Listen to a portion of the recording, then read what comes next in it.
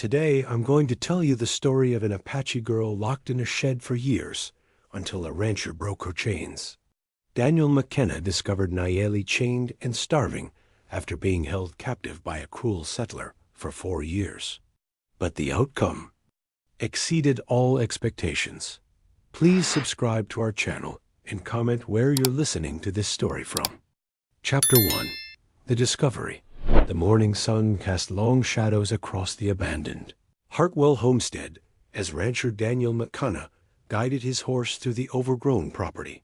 He'd ridden 20 miles from his own spread to investigate reports of cattle rustlers using the deserted ranch as a hideout. At 35, Daniel had the weathered look of a man who'd spent most of his adult life working the harsh New Mexico territory. The Hartwell place had been empty for 3 years, ever since old Marcus Hartwell died and his worthless son Edgar disappeared, leaving behind mounting debts and a reputation for cruelty. Most folks were glad to see the back of the Hartwells. They'd been a stain on the community for as long as anyone could remember. Daniel dismounted near the collapsed barn, studying the ground for fresh tracks.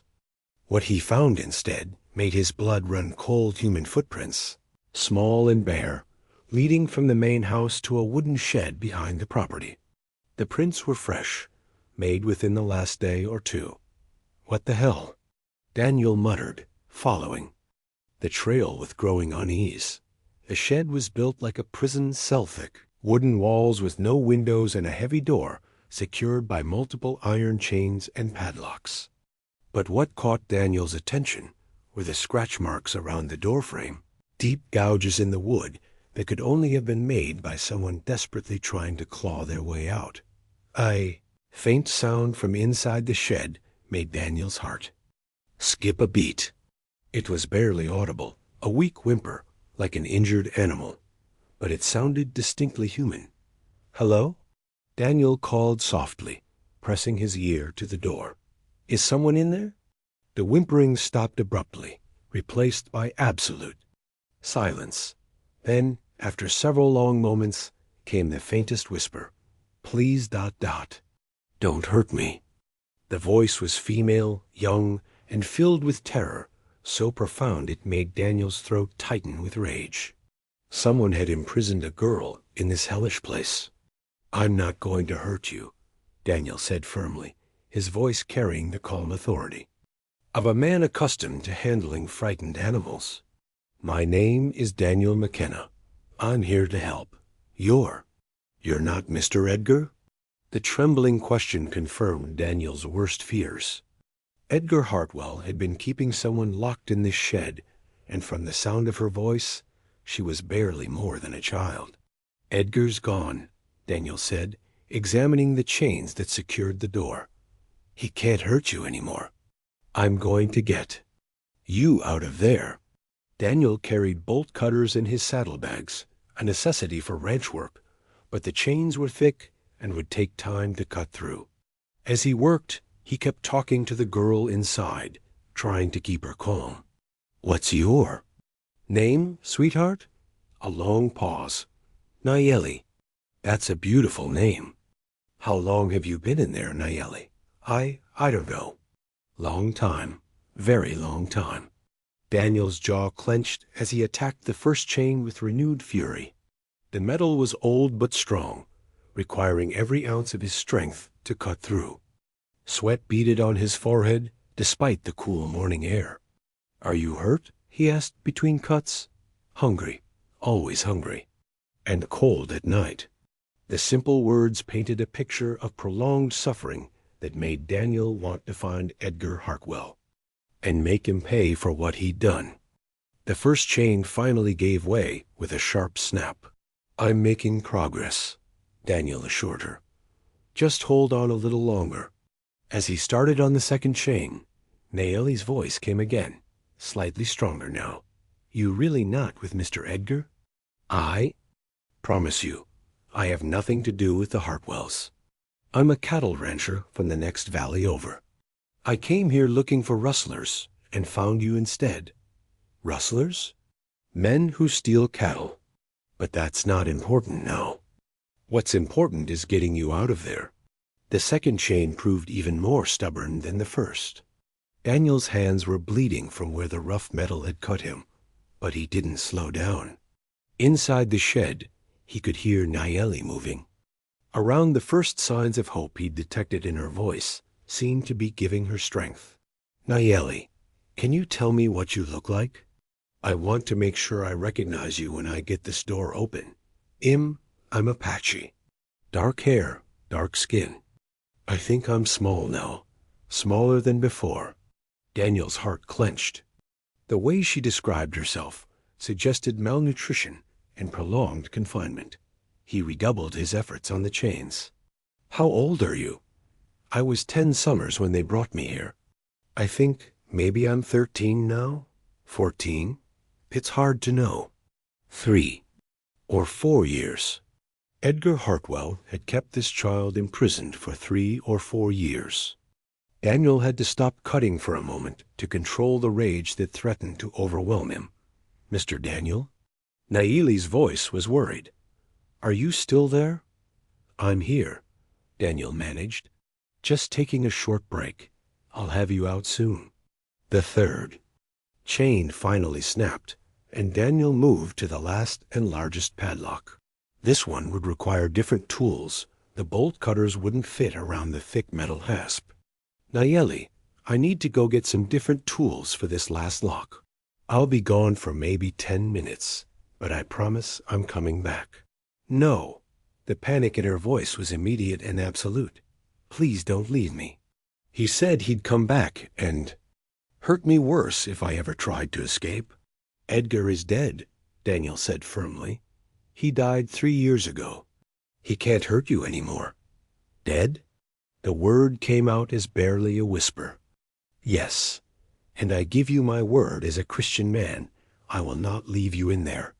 I'm just going to get a hammer from my saddlebags to break this lock." Daniel retrieved his tools quickly, all the while calling out reassurances to Nayeli.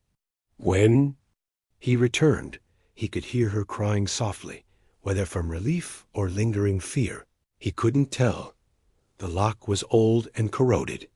3 solid blows from Daniel's hammer shattered it completely. With his heart pounding, he pulled away the chains and slowly opened the heavy wooden door. The sight that greeted him would haunt his dreams for years to come. Nayeli, huddled in the far corner of the shed, chained by one ankle to a heavy iron ring bolted to the wall. She was Apache, as she'd said, but so thin and pale that she looked like a ghost of herself. Her long black hair was matted and filthy, and her clothes, what remained of them, were little more than rags. But it was her eyes that broke Daniel's heart, dark pools of fear and suffering that held no trust, no hope, only the wariness of a creature that had been broken by years of cruelty.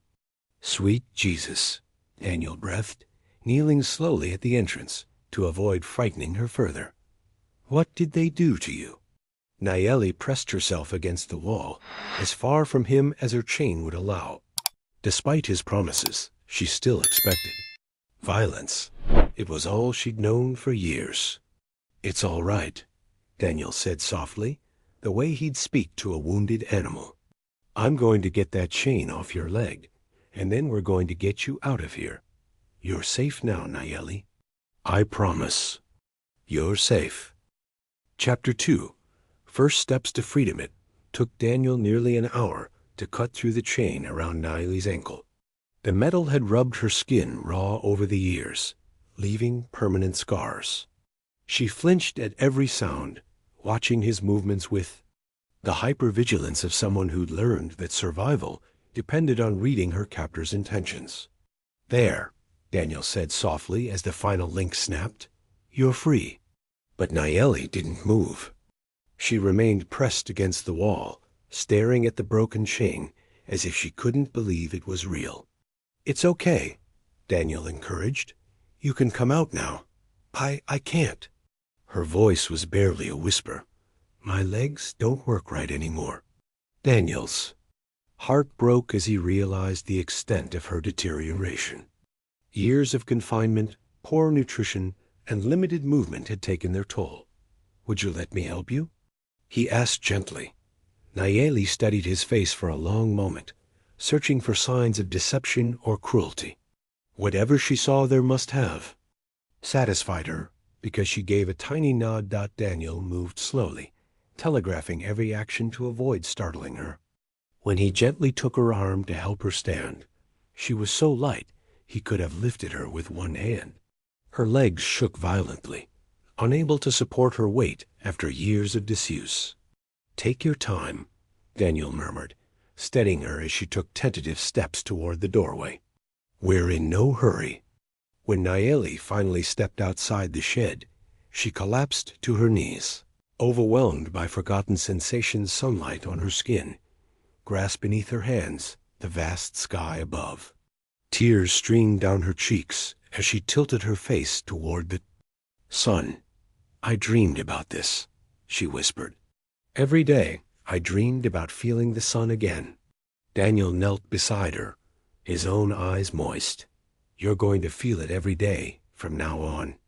I promise." But even in liberation, Nayeli's trauma was evident. She kept glancing back at the shed, expecting Edgar to emerge and drag her back inside. Her hands shook constantly, and she startled at every sound. "Nayeli, when did you last eat?" Daniel asked, noticing how her clothes hung loose on her emaciated frame. "Yesterday morning. Mr. Edgar used to bring food every few days. Sometimes he forgot." The casual way she spoke of starvation made Daniel's jaw clench with renewed anger. No child should have to accept such treatment as normal. "I have some jerky and water in my saddlebags," he said. "Would you like some?" Nayeli's eyes lit up with desperate hunger, but then fear clouded her expression. Is it ... Is it a trick? He used to show me food, and then take it away if I didn't do what he wanted. "No tricks," Daniel said firmly. "You never have to earn food again. You never have to earn anything. You're free." He retrieved his supplies and offered them to her. Nayeli ate like someone who'd never known when her next meal might come, devouring the tough jerky despite her weakened condition. Daniel had to gently remind her to drink water and slow down. "Can you tell me what happened to you?" Daniel asked carefully. "How did you end up here?" Nayeli's expression darkened. "My family was traveling to the reservation. We stopped near the river to rest, and Mr. Edgar and his men attacked us at night. They killed my parents, my little brother. They took me because—" She paused, struggling with painful memories. "Because Mr. Edgar said I could work for them. Work, cleaning, cooking, tending animals. But I was just a child, and I couldn't do things fast enough. When I made mistakes or tried to run away, he put me in the shed, at first just for a few hours. Then longer. Eventually, he left me there all the time." Daniel felt sick. Edgar Hartwell had essentially turned a 10-year-old girl into a slave, then imprisoned her when she proved inconvenient. Where are the other men who were with Edgar? Gone. They left after the first year. I think they were scared when people started asking questions about missing Indians. But Edgar kept you. Nayeli nodded.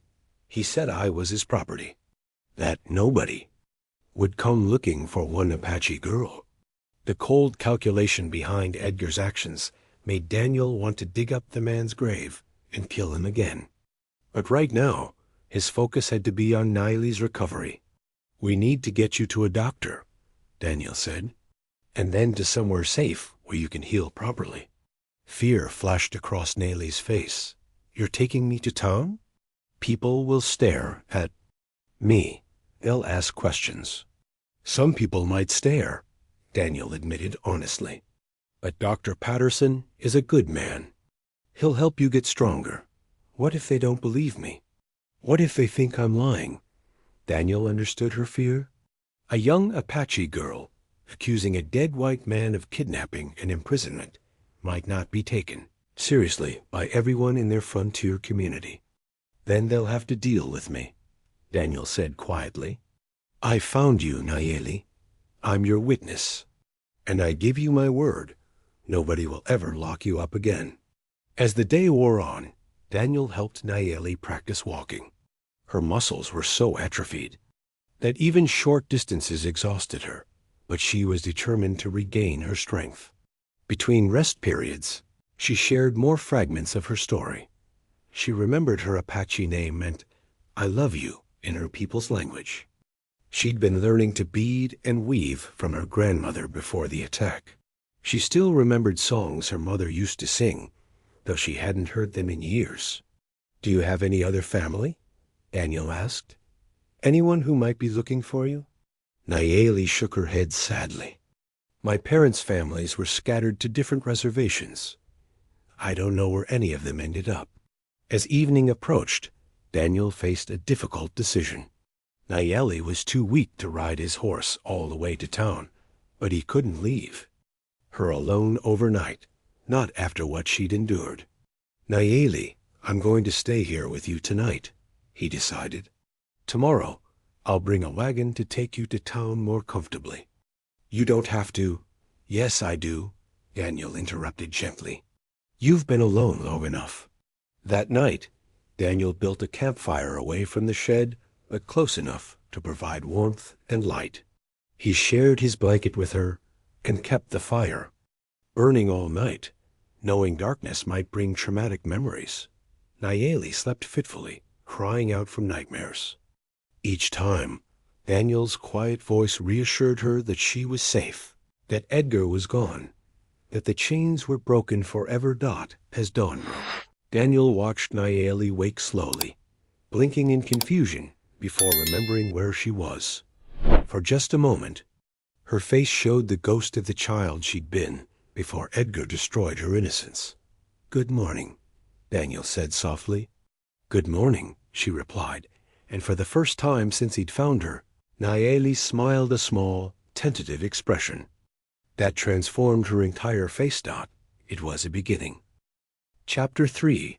Facing the World. Daniel returned the next morning with a wagon and his housekeeper, Rosa Martinez, a kind woman in her 50s who'd raised 6 children of her own.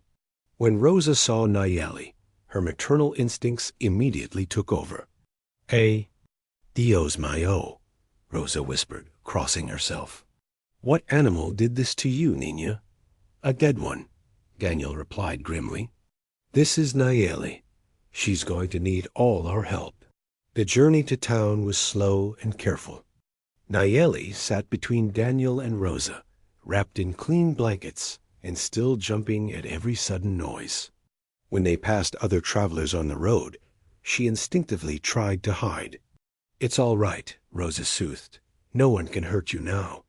But Nayeli's fears proved justified when they reached Cedar Ridge.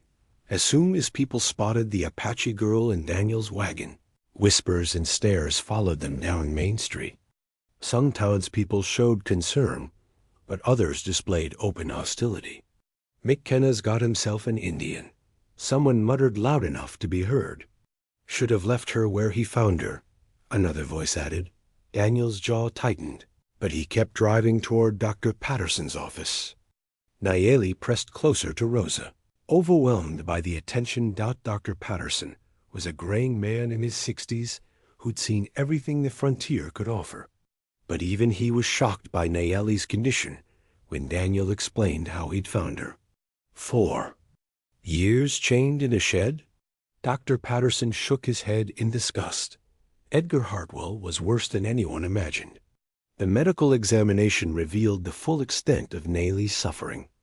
Severe malnutrition, muscle atrophy, untreated injuries, and psychological trauma that would take years to heal. But Dr. Patterson was optimistic about her physical recovery. "She's young and strong," he told Daniel privately. "With proper care, she can regain her health. The mental scars will take longer." The bigger challenge came when Sheriff Tom Wilson arrived at the doctor's office. Wilson was a fair man, but he represented the law in a community where not everyone welcomed Apache presence. "Daniel, what exactly are you planning to do with the girl?" Wilson asked. "Take care of her. She has nowhere else to go." The Territorial. Authorities might have something to say about that. There are procedures for handling found Indians. She's not a found Indian, Daniel replied sharply. She's a kidnapping victim who needs protection. Wilson sighed. I'm not the enemy here, but there's already talk around town. Some folks are worried about harboring Apache, especially with tensions still high after the recent raids up north. This child had nothing to do with any raids. She was 10 years old when Edgar took her. I know that. You know that. But convincing everyone else ... Wilson shrugged helplessly. The conversation was interrupted when Mayor Blackwood arrived with several prominent townsmen, their faces set with determination. Blackwood was a pompous man who'd never worked a day of hard labor, but wielded considerable political influence. McKenna, Blackwood began without preamble, this situation cannot continue. You cannot simply adopt a savage child without proper authority. Daniel stepped forward, his voice dangerously quiet. Call her a savage again, and we'll have a problem. The girl needs to be turned over to the Indian Agency, Blackwood continued, ignoring the threat. They'll know how to handle her properly. Handle her? Daniel's voice rose. She's not livestock to be handled. She's a child who needs care and protection. Dr. Patterson intervened. Gentlemen, perhaps this discussion should wait until the patient is stronger. But Blackwood wasn't finished. The law is clear. All Apache individuals must be accounted for and placed under proper supervision. What law? Daniel demanded. Show me the law that says I can't help a child in need. The argument escalated until Nayeli herself appeared in the doorway, still wrapped in blankets, but determined to speak for herself. Please, she said quietly, her voice somehow carrying over the heated voices. I will go wherever you decide. I just ... I just don't want to be locked up again. The simple plea silenced the room. Even Blackwood seemed uncomfortable with the girl's obvious fear. Dr. Patterson cleared his throat. Perhaps there's a compromise. The girl clearly needs extended medical care. I could keep her here for observation while the legal questions are resolved. And then what? Daniel asked. Then we figure out what's best for her, Sheriff Wilson said diplomatically. Over the following days, Nayeli stayed at Dr. Patterson's house, slowly regaining strength under the care of the doctor and his wife. Daniel visited daily, bringing books and small gifts to help her recovery. But the town remained divided. Some residents, particularly the women, were moved by Nayeli's story and brought food and clothing. Others, led by Blackwood, continued pushing for her removal to an Indian Agency facility. The crisis came to a head when Federal Agent William Crane arrived from the territorial capital. Crane was a by-the-book bureaucrat who saw Nayeli as a problem to be solved rather than a person to be helped. The girl will be transferred to the Carlisle Indian School in Pennsylvania, Crane announced at a town meeting. It's for her own good. She'll receive proper education and learn to live in civilized society. Daniel had heard about Carlisle, a place where Indian children were sent to have their culture stripped away, forced to abandon their heritage and identity. She stays here, Daniel said firmly. Mr. McKenna, you have no legal authority over this. Child, then I'll get legal authority. Crane smiled coldly. How? You're not married. You have no children, and you've known the girl for less than a week. No court would grant you custody. Daniel felt trapped.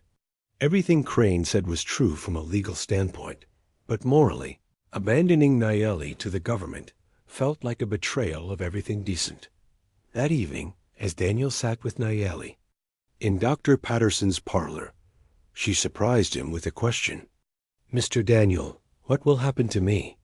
Daniel struggled for an honest answer. I don't know yet, but I promise you this, whatever happens, you'll never be chained again. Never locked in a dark place again. Nayeli nodded solemnly. I trust you. Those 3 simple words carried more weight than any legal document. This child, who had every reason to distrust adult men, had chosen to believe in him. "Nayeli," Daniel said carefully, "would you want to stay here? With me, I mean? As part of my family? You'd want that? Even though I'm Apache? Especially because you're Apache. Your people, your culture, that's part of who you are. Anyone who can't accept that doesn't deserve to know you." For the first time since her rescue, Nayeli's smile reached her eyes. "I would like that very much." Daniel took her small hand in his. "Then we'll find a way. I promise." Chapter 4, Breaking All Chains. Judge Harrison had been quietly following Nayeli's case. When Daniel approached him seeking legal options, the elderly judge surprised him. "The law is clear about abandoned children," Judge Harrison said, studying the adoption papers. "Nayeli was found on private property, abandoned and in danger. That makes her a ward of territorial court, not federal jurisdiction." Daniel felt hope surge. "You can approve the adoption? If certain conditions are met. Character witnesses, financial stability, and the child's consent." Within days, Daniel assembled an impressive list of supporters. Dr. Patterson testified about Daniel's exemplary character and Nayeli's ongoing need for stable medical care. Rosa Martinez spoke passionately about his kindness to workers and his integrity as an employer. Even some townspeople who'd initially opposed the adoption came forward, swayed by Nayeli's obvious improvement under Daniel's care. The hearing was scheduled for Friday morning. Agent Crane arrived with federal marshals, clearly intending to remove Nayeli regardless. But Judge Harrison anticipated this. "This is a territorial courtroom," the judge told the federal agents. "Your authority doesn't supersede local jurisdiction in child welfare matters." "We have orders from Washington," Crane began. "Your orders are invalid here," Judge Harrison stated. "The child was found within territorial boundaries." When Nayeli was called to testify, the entire courtroom fell into respectful silence. She'd grown stronger over the past month. No longer the skeletal, terrified wraith Daniel had found chained in that horrible shed. Rosa had sewn her a proper blue dress, and Dr. Patterson's wife had helped her regain healthy weight and natural color in her cheeks. "Do you understand what adoption means?" Judge Harrison asked gently. "Yes, sir. It means Mr. Daniel becomes my father, and I become his daughter. And do you want this?" Nayeli looked at Daniel, then back at the judge. "Mr. Daniel saved my life. He gave me back the sun and sky. He treats me with kindness." Her voice grew stronger. "Yes, I want to be his daughter." Agent Crane made one final attempt. "Your Honor, this sets dangerous precedent, Mr. Crane." Judge Harrison's voice carried steel. "This man rescued a child from slavery. If that bothers you, examine your conscience." The gavel fell. Adoption approved. As they left the courthouse, Crane threatened, "This isn't over, McKenna." Daniel put a protective arm around Nayeli. "She's my daughter now." The ride to Daniel's ranch was triumphant. Nayeli had never seen her new home, a sprawling adobe house in a green valley with mountains rising on all sides. "It's beautiful," Nayeli breathed, drinking in the vast spaces after years of confinement. "It's yours now, too," Daniel said. "Our home." That evening, Daniel showed Nayeli her own bedroom, the first she'd ever had. She stopped in the doorway, overwhelmed. "What's wrong?" Daniel asked with concern. "Nothing's wrong," Nayeli said softly, tears streaming down her cheeks. "Everything's right. After so many years in darkness, I want to remember what it feels like to have a real home." Over the following months, Nayeli flourished in ways that amazed everyone who knew her story. She learned to read and write with remarkable speed, hungry for the education she'd been denied during her years of imprisonment. Daniel hired a qualified tutor who was consistently impressed by her intelligence and determination to learn. But Nayeli also maintained her Apache heritage. She taught Daniel words in her native language and shared stories her grandmother had told her. When other Apache families visited town, Daniel made sure Nayeli could speak with them, preserving her connection to her culture. The biggest test came a year later, when Agent Crane returned with new federal orders and cavalry soldiers. But he found a different situation than expected. Nayeli was no longer a frightened victim. She'd grown taller and stronger, her eyes bright with confidence. She stood beside Daniel on the porch, clearly a beloved daughter defending her home. "I'm here to enforce federal jurisdiction over the Apache child," Crane announced. "You're here to kidnap my legally adopted daughter," Daniel replied calmly. "That's not happening." Before the confrontation could escalate, Judge Harrison arrived with the territorial governor and militia.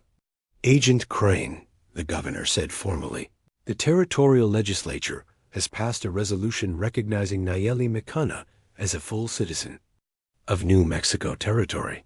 Any attempt to remove her constitutes aggression against territorial sovereignty." Faced with political realities beyond his authority, Crane finally retreated. The threat was over permanently. That evening, Daniel and Nayeli sat on the porch, watching sunset paint the mountains gold and purple. "Papa, do you think my Apache family would be proud of who I've become?" she asked. Daniel considered carefully. "I think they'd be amazed by your strength and proud of your kindness. You survived something that would break most people, and chose to heal rather than hate. I couldn't have done it without you. You saved yourself, sweetheart. I just gave you the opportunity." Nayeli smiled, watching stars emerge in the vast sky. "I used to look at stars through the shed cracks and dream of freedom. Now I can see them all." "You can see everything now," Daniel said softly. "The whole world is open to you. The chains that had once bound Nayeli were broken forever. But more importantly, she'd learned that true freedom came not just from the absence of physical restraints, but from the presence of love, acceptance, and hope. The Apache girl who'd been locked away for years had finally found her way home.